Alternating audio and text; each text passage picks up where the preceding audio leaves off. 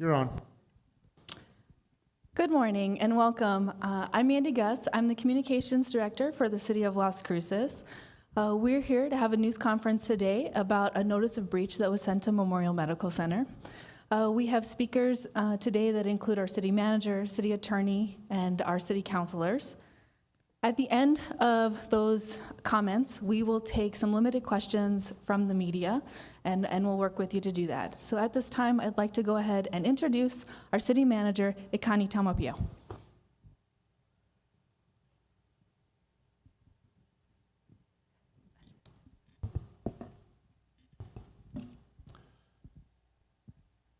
Thank you all for being here. As city manager and interim county manager, our responsibility is the operation of our city and county. The city and county are committed to accountability and transparency. To shed some light, we were made aware of some concerns related to the MMC lease. These concerns were raised by some of the most vulnerable population in our community. We want you to know that we see you, we hear you, and we take you seriously. Our legal team worked diligently to review the documents, the lease, and found some areas of concern. Yesterday, we sent a notice of breach to Memorial Medical Center with a list of concerns and the demand for them to cure those concerns within 30 days. As we hold ourselves to high standards of accountability, we must also expect those high standards from our partners and those we have contracts with. As part of our commitment to transparency, we are having this news conference so that our community knows that we are moving forward with the demands for MMC and LifePoint to correct the identified issues. The lease agreement, asset purchase agreement, and notice of breach will be made available on the city's Record Center webpage on the city website under trending topics at the end of this news conference. Anything received from MMC pursuant from this notice will be shared with our partners in the county in furtherance with our joint efforts moving forward. We know that healthcare services are critical to our community, and we look forward to a continued relationship with Memorial Medical Center and LifePoint that meets the requirements of the agreement and the needs of the people of Las Cruces, the residents of Doña Ana County, and the wonderful people of this region. Our city attorney, Brad Douglas, now will share in more detail information about the notice of breach letter that was sent yesterday.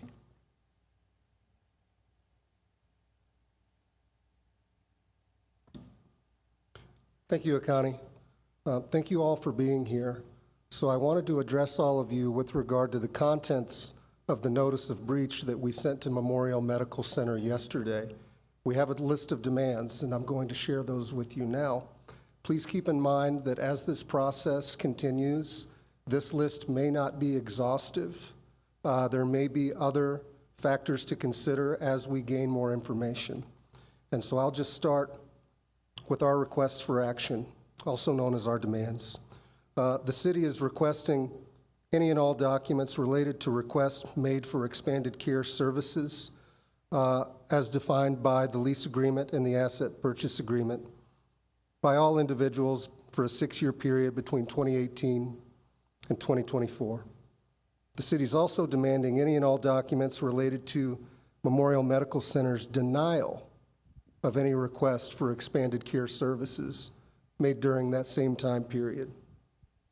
In addition to that, the city is requesting any and all documents related to annual capital expenditures in connection with the operation of the hospital, as defined in the asset purchase agreement.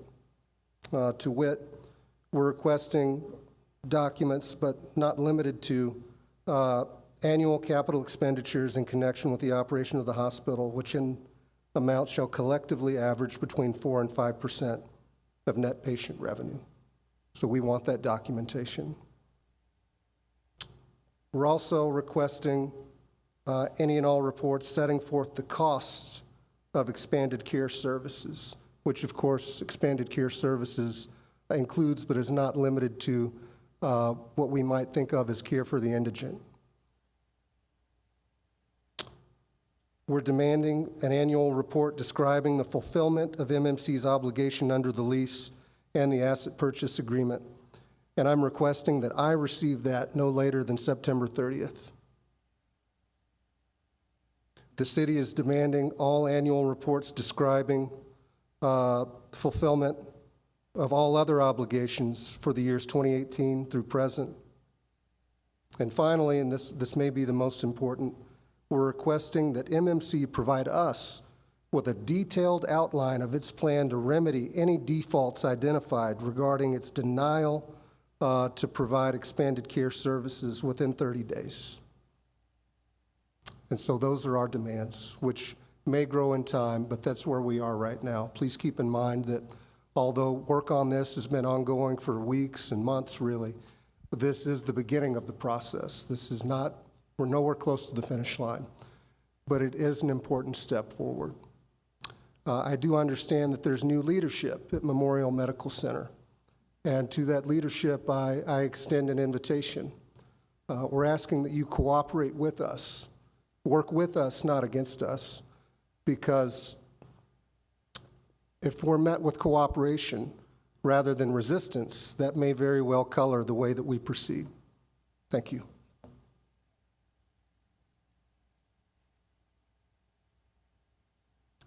And so now I'd like to introduce Mayor Pro Tem Johanna Bencomo. Thanks, Mandy. Good morning. Buenos dias. Thank you all for joining us here this morning.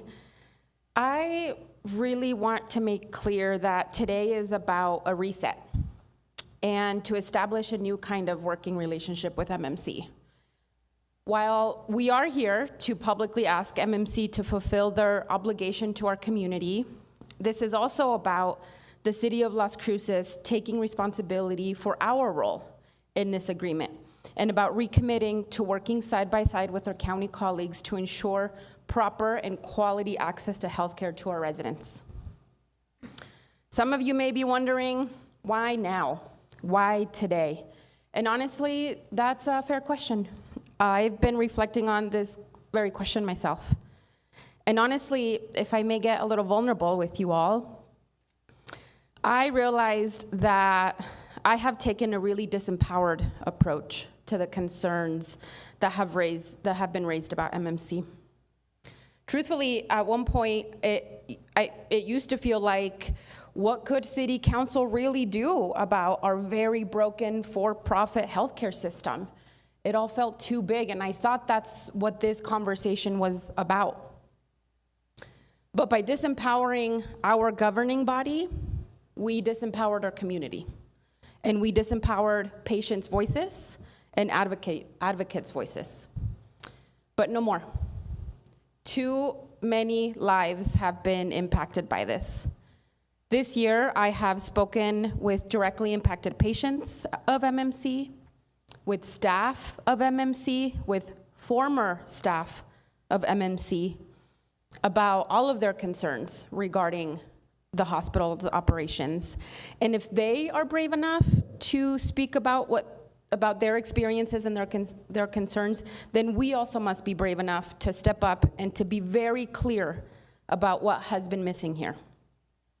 2 months ago, John Harris stood at this very podium and told us that all those folks that we'd been in communication with were essentially lying. I took personal offense to that. And I need LifePoint to know today that this letter is just one step forward in repairing the trust that has been broken. But ultimately, this isn't about my feelings or just about rebuilding trust. This is about delivering quality healthcare to our community. This relationship is important, and we must begin to repair the injury that the lack of oversight and transparency has caused our community. I look forward to receiving a response to this letter and for these requests to be met in a timely manner. I know that there is a path forward, but we must be willing to reset and to put our people's health first. I want to thank our county colleagues for joining us here today, but I especially want to thank our city manager and our city attorney for working with our attorney partners, our legal team, for this swift action. And to our community, you have our commitment. We will not go backwards, and we will follow through. Thank you.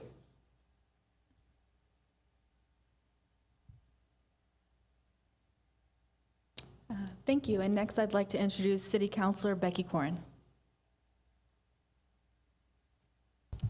Thank you. Good morning. I'm Becky Corrin, City Councilor for Las Cruces and also a professor of public health at Doña Ana Community College, where I talk to my students about these issues every day in the classroom. Thank you all for being here and for your ongoing advocacy for accessible healthcare in southern New Mexico. Thank you to city management, our legal team, Mayor pro-tem Bencomo, and our county colleagues for supporting us and taking a close look at our relationship with MMC and envisioning how it can be better. And I look forward to the response from MMC in addressing the issues outlined today. I'm also very grateful to the advocates, patients, and providers who have shared your stories and kept this issue urgent to us, bringing us here today. Thank you. Southern Doña Ana County is designated medically underserved, with too few health professionals to take care of the health needs of our community. 1 in 8 residents of Doña Ana County are unable to get the medical care they need due to cost. The City of Las Cruces is invested in the health of our residents and excellence of our healthcare workforce. MMC has a long, proud history of serving our community's needs to high standards, and we expect no less. Las Cruces deserves the best in emergency care, early diagnosis, and state-of-the-art treatments. As lessors and leaders, it's our duty to ensure that institutions like MMC do right by our community. And today is, again, the first step. Now we have an opportunity to shape a healthier future for Las Cruces together. We look forward to collaborating with our community and MMC to ensure healthcare across southern New Mexico is high quality, highly accountable, and accessible to all.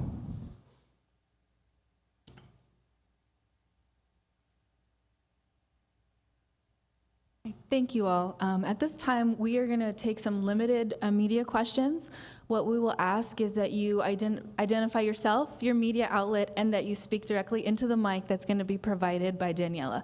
As a reminder, I would like everyone to know we will be sending out a news release after this news conference that will include a link to those documents that we mentioned would be publicly available. So that will be available very soon to you all. And so with that, do we have questions?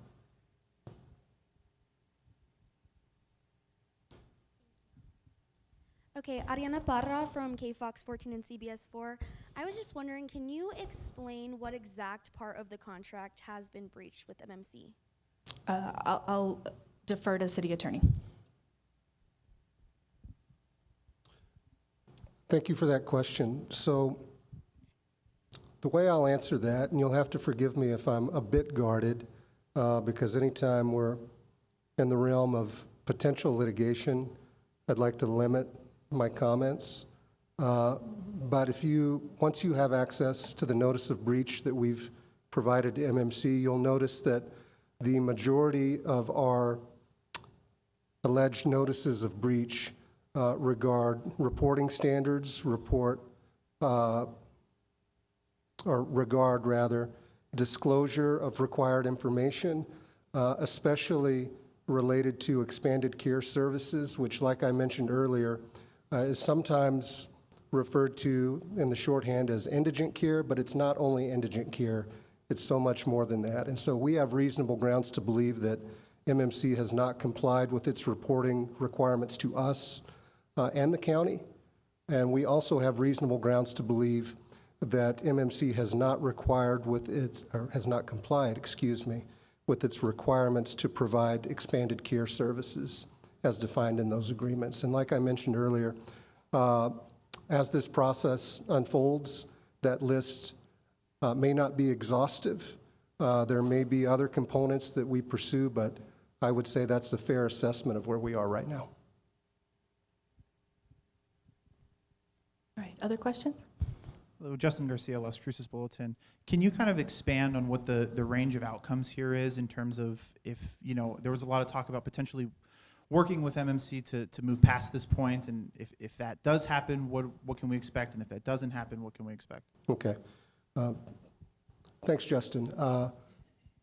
Again, I'm going to be a bit guarded because we are in a new arena today, you know, related to potential litigation. So what I'll say about that is our main objective, our primary goal right now is compliance from MMC. We want them to follow the requirements of both the lease agreement and the asset purchase agreement. Could that change? It could, but I don't want to speculate on that. Right now, all we want is simple compliance.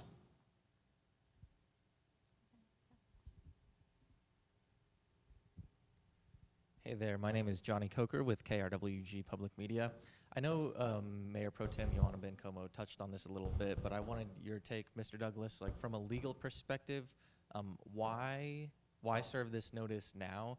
Because, you know, in the past, it's been suggested that MMC has been in violation of the lease agreement with the, you know, long-time closure of the psychiatric ward. So what's your take on that from a legal perspective, I suppose? Another good question.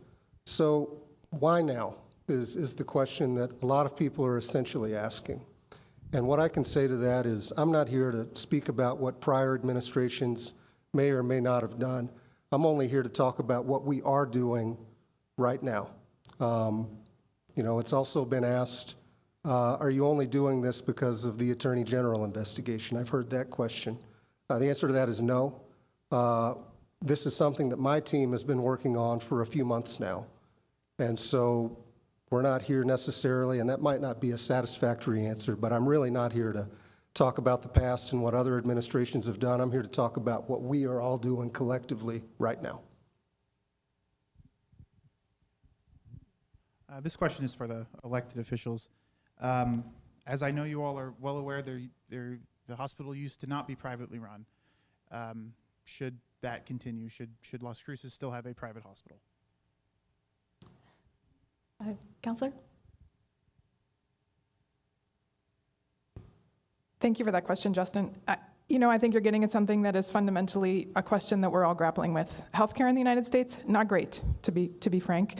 And there isn't a lot of evidence that shows nonprofit healthcare institutions aren't subject to very similar things related to patient shuffling, denials, not the highest quality of care. So while I do think that there are different models that can work, I think the bigger healthcare crisis really sort of clouds all of that. So there isn't a really clear way to say, yes, a nonprofit hospital, for instance, would give us a clear way forward and make sure that everyone is being cared for, because we've seen models where that hasn't worked nationwide. So I would say our expectations are that MMC will work within their management structure to deliver on the conditions of their lease.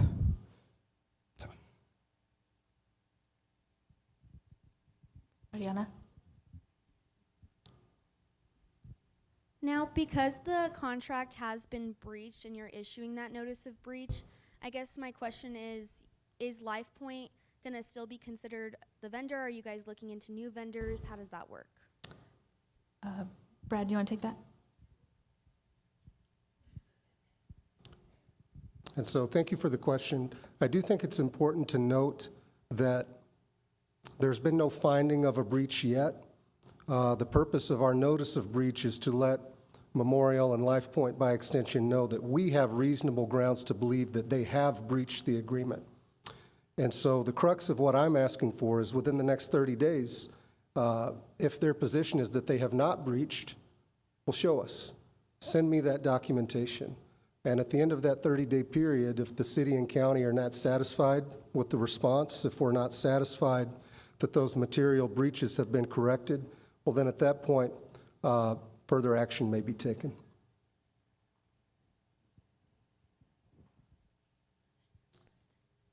All right. One more question? Yeah, Yeah, I just kind of wanted to ask this question one more time. I mean, people have been coming to this council for this council and the county commission for years, talking about these issues, and it seemed like what it took was a story from a national media outlet to change things. I just would like a little bit more kind of clarification about why the switch occurred between with government officials here. Like, what was it? Just the story? Was it like why did that switch occur? Like, what enabled you all to take this step? Okay, I'll let Mayor Pro Tem Bencomo address that. Look, I get that question. I get the intent of that question and where that's coming from. And I addressed that a little bit, at least from my perspective. But I have been speaking with folks who have been afraid to speak up for several months now. And so it's been a lot of pieces of a lot of different things. It's been a new city manager. It's been a city attorney who's finally staffed up to be able to say, we can do this. And so it was a lot of different things, but honestly, we're here now. And we have our foot on the gas and we're moving forward. We're absolutely not going backward. We're, been in conversations with my colleagues, and this is something we're deeply committed to. And so, all of those pieces just fell in line, and it finds, ourselves here today. And clearly, every action has a reaction. Obviously, John Harris is no longer at MMC either. And so we just know that every day there is a new action, and every day we're looking at every pathway forward. Okay, we're gonna take one more question. Yes, actually, let me open up to Commissioner Sanchez.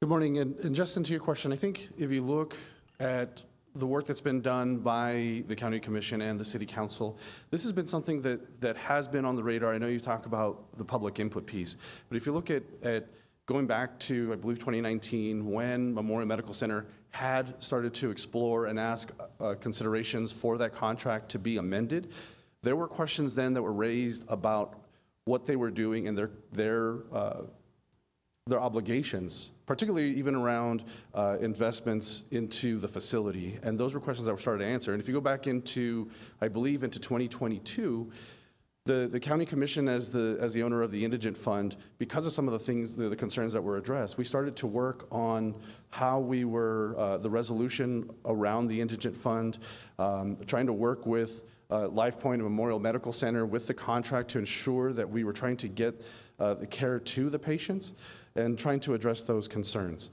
Now, I think as Mayor Pro Tem Bencomo had mentioned, we're starting to see, particularly I would say with the story with MSNBC, there was more people willing to come forward, and so there's momentum building around that. But again, this is something that we as local governments have been trying to work with Memorial Medical Center and LifePoint to address, and it's just taken us this far where we're trying to get additional questions answered. I think that was one of the things that became very clear during the presentations to the City Council and the County Commission is there were a lot of questions. We didn't get all the answers, and I believe this action by the City of Las Cruces in partnership with them will help get us some of these answers so that we have a better understanding of what's going on with Memorial Medical Center and LifePoint and how they're achieving or feel like they're achieving the spirit of the lease agreement. Okay, with that, we'll take one more question. Johnny? And this is a question actually pointed to City Manager Ekaning Tamoy Piao. A colleague pointed out to me that you're now on the Board of Trustees of MMC. I was wondering, how is that going to affect the investigation, and what is your role on that board? City Manager?